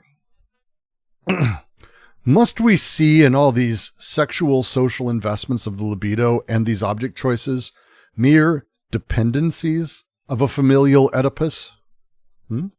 Must we save Oedipus at all costs by interpreting these investments and object choices as defenses against incest? Thus the familial romance, or Oedipus's own wish to have been born of poor parents who would cleanse him of his crime. Must these be understood as compromises and substitutes for incest? Thus, in The Wolfman, the peasant girl as a substitute for the sister having the same name as she, or the girl on hands and knees working as a substitute for the mother surprised in a coitus scene. In The Rat Man, the disguised repetition of the paternal situation, making it possible to enrich or impregnate. Oedipus, with a fourth symbolic term charged with accounting for the splittings through which all the libido invests the social field. Freud makes a firm choice of this last direction. All the more firm in that, according to his own confession, he wants to set things straight with Jung and Adler.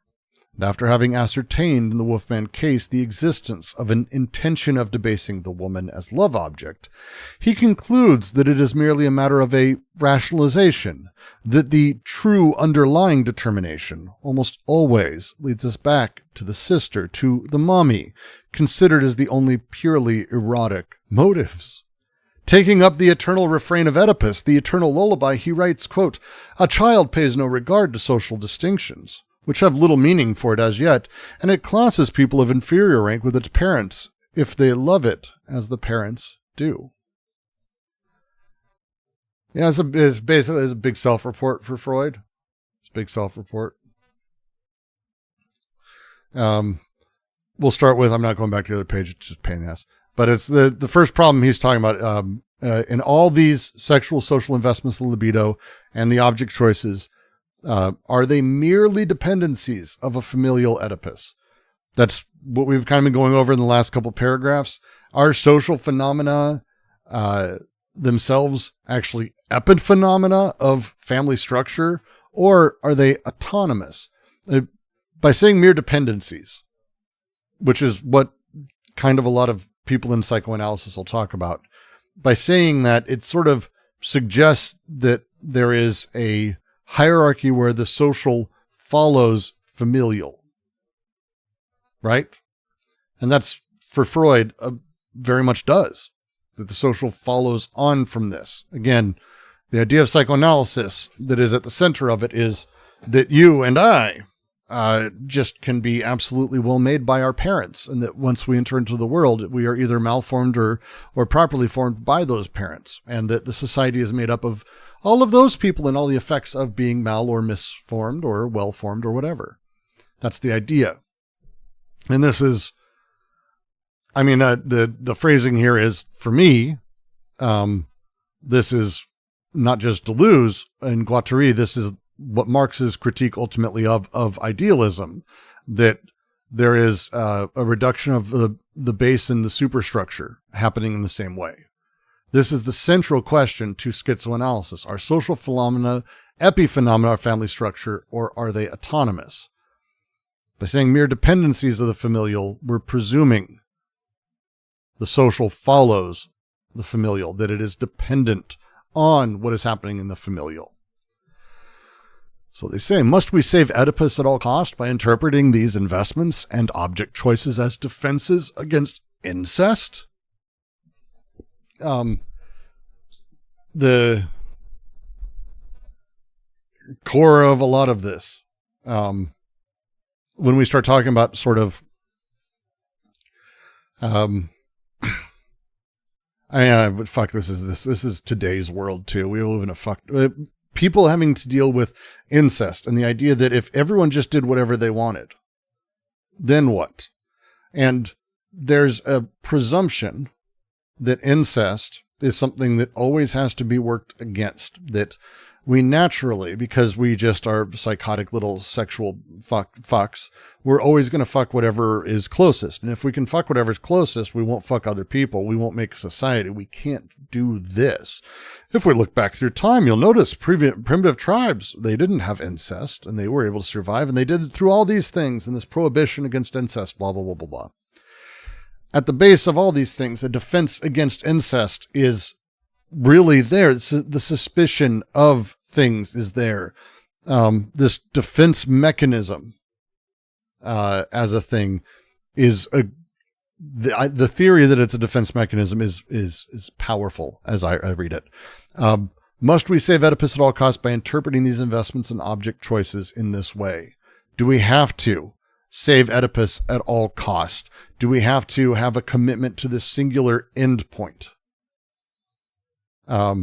Just this endpoint, this thing, rather than empirically, emergently discovering the world.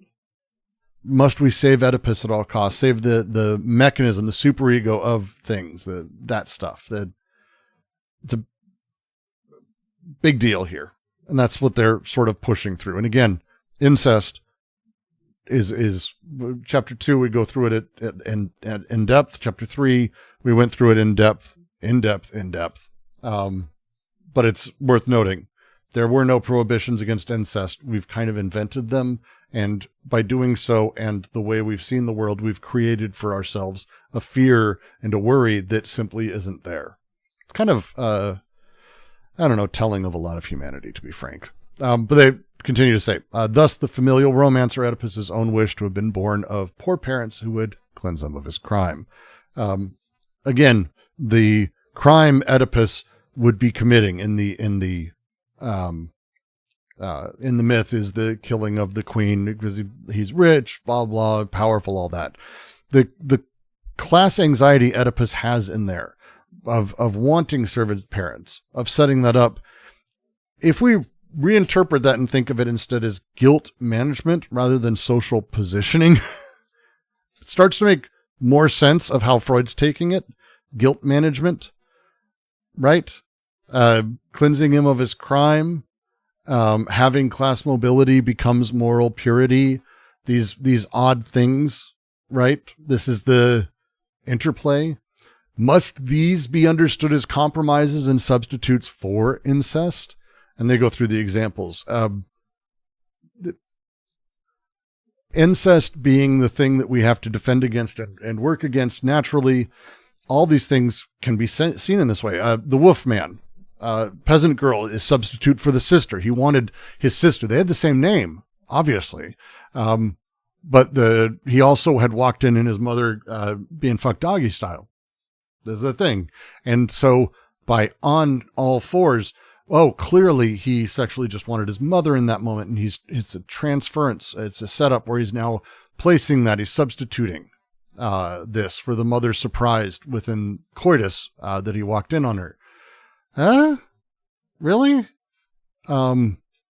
This kind of basically says that class dynamics can be reduced to family relations.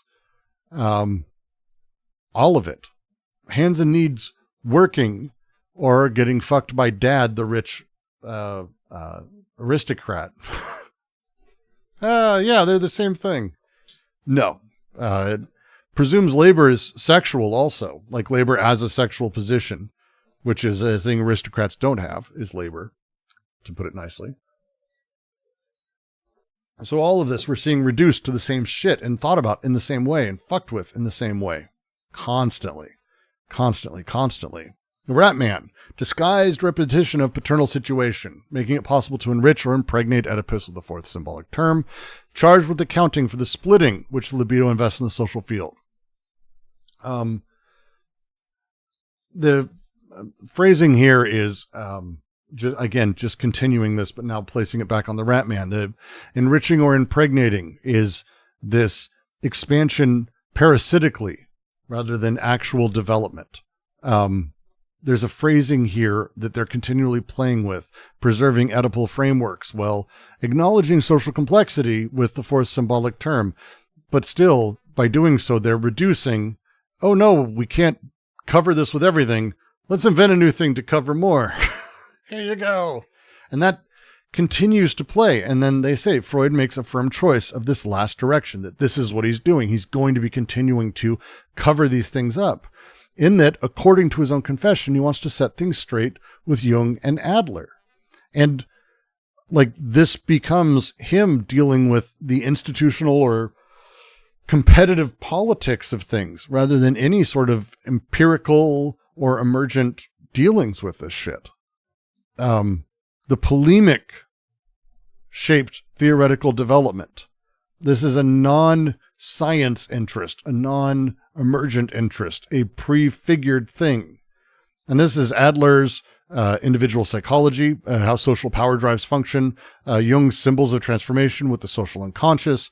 All of this is what he's trying to set straight. And so he's doing this by reducing everything in this way. And he does this through all of these different cases. After having ascertained in the Wolfman case the existence of an intention of debasing the woman as love object, he concludes it is merely a matter of rationalization, and that the true underlying determination almost always leads us back to the sister mommy considers the only purely erotic motives. And they put an exclamation like, are you fucking kidding me? Sister and mommy is the only erotic motives.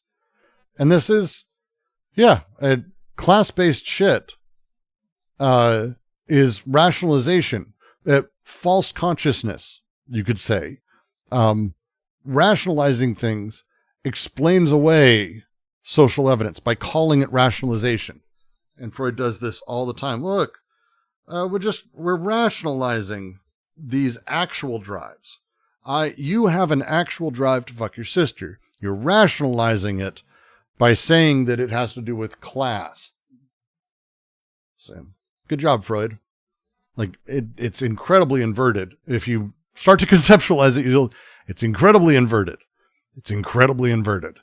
And as they say at the end, taking up the eternal refrain of Oedipus, the eternal lullaby, he writes, quote, a child pays no regard to social distinctions, which have little meaning for it as yet, and it classes people of inferior rank with its parents if they love it as the parents do. They really, really hate Freud a lot here, like what Freud did here. The child is blind to class interest. No, I got kids. I can tell you right now. No, they're not blind to people being very poor or very rich.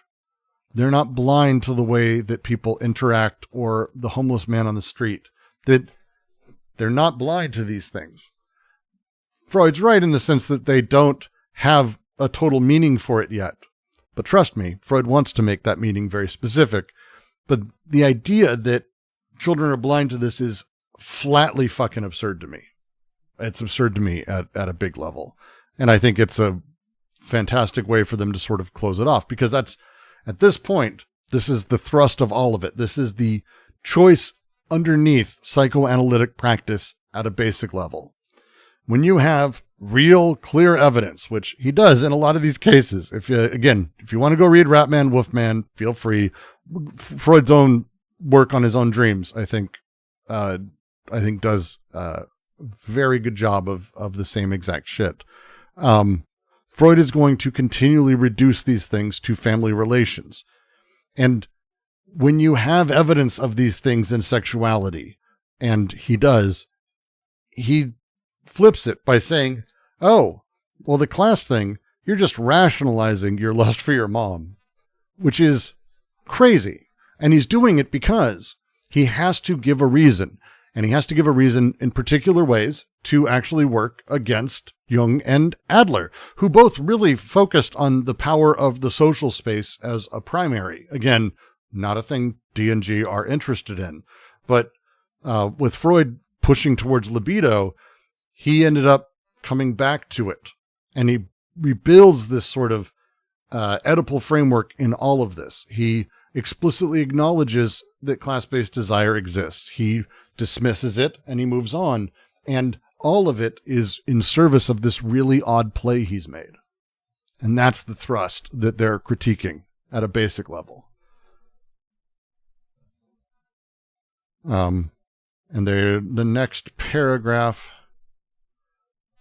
I don't feel like doing the next paragraph today. We'll continue from there next week. But yeah, please, what do you got for me? You can put it in a way that like Freud names like the desire of the other on behalf of himself, right? And he put himself as a mediator, kind of, right? As a mediator for like desire.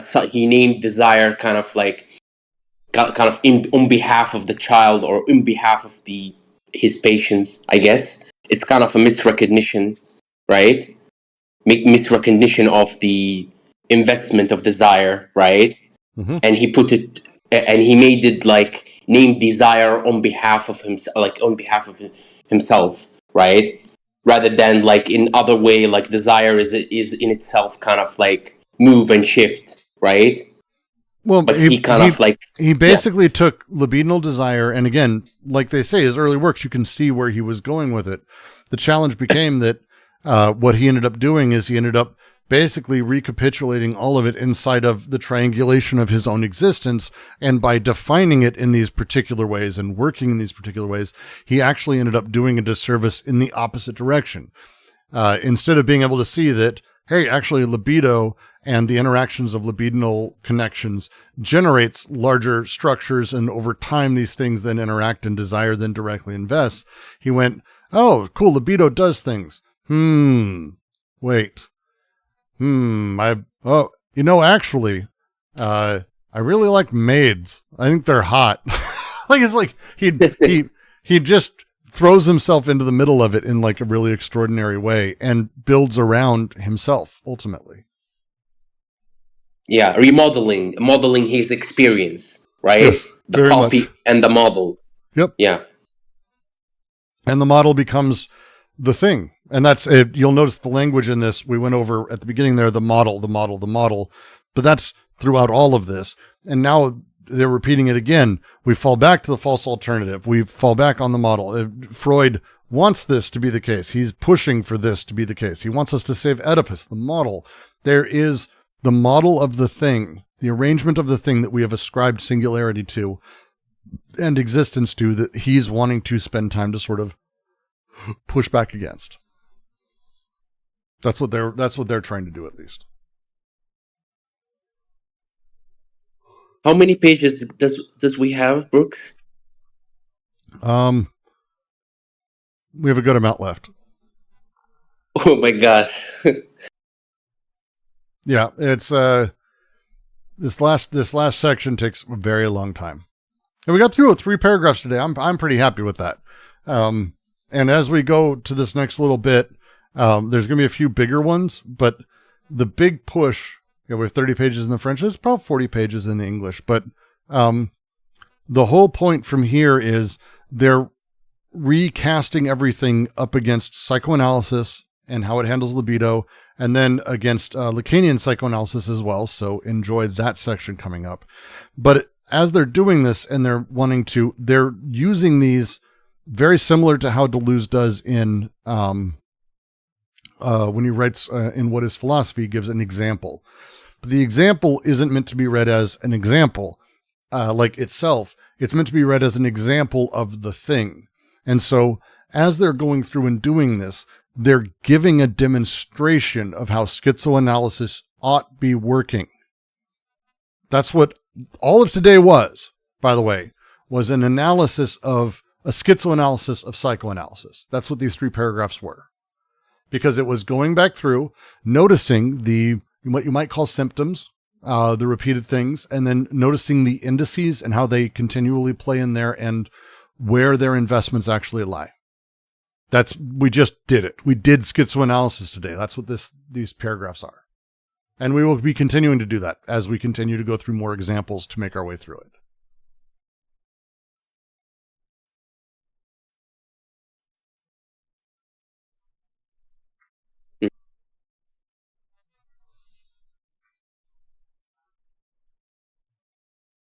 Cool.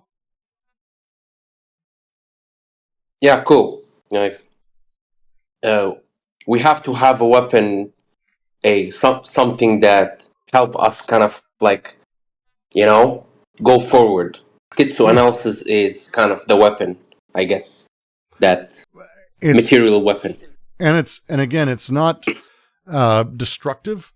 It's one of the big difference between Derridian deconstruction and Deleuze is going to be very different because it's constructive.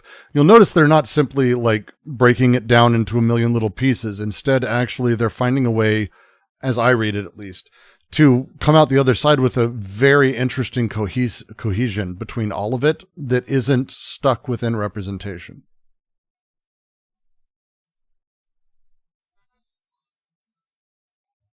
So it's I think, very interesting.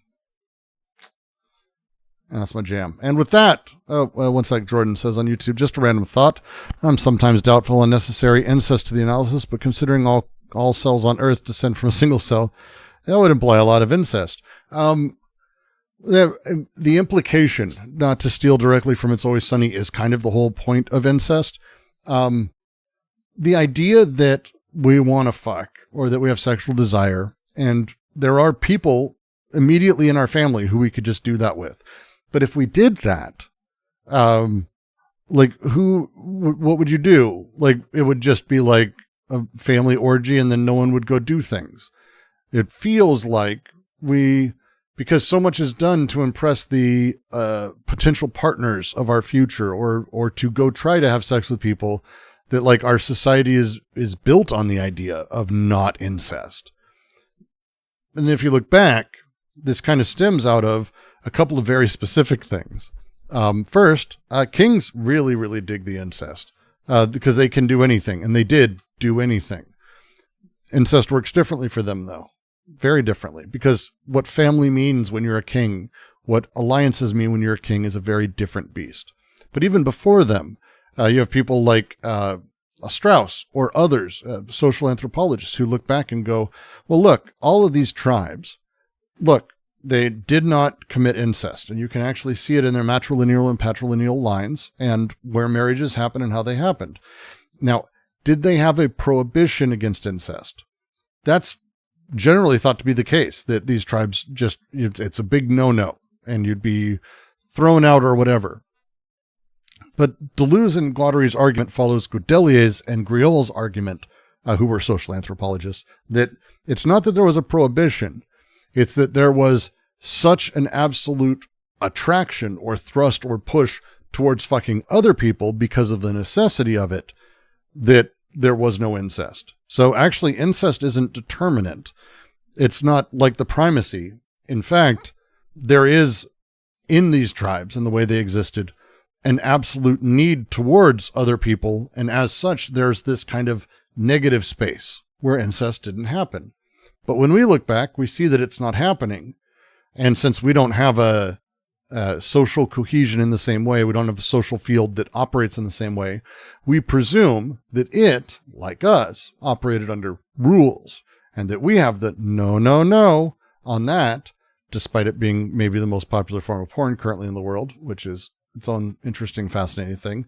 That because we have our own no, they must add their own no. And we presume the negative image is actually a negative rather than just a simple absence. This is the danger of representations, the danger of psychoanalytic thought, and the danger of kind of a lot of these systems.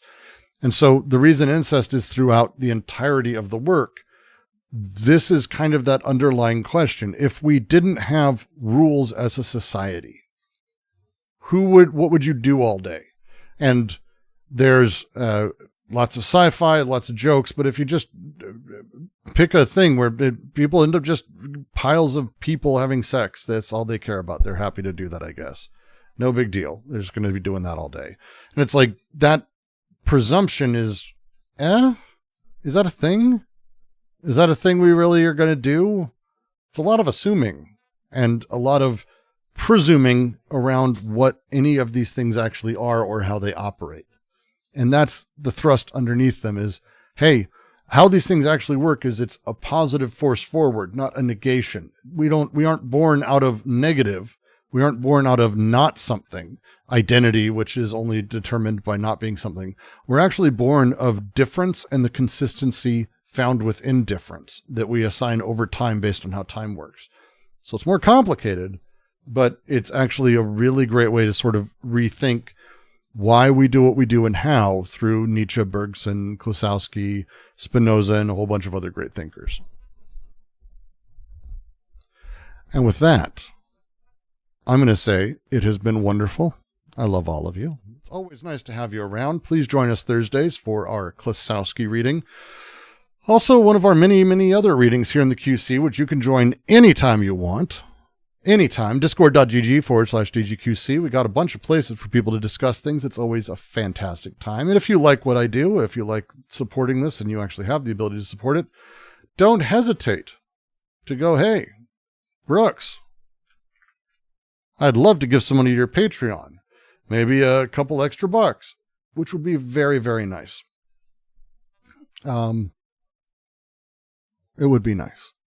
If you can do that, be lovely. Otherwise, got videos to edit, essays to do, maybe an essay to do on love, apparently. I didn't know that. And otherwise, I will see you all soon enough.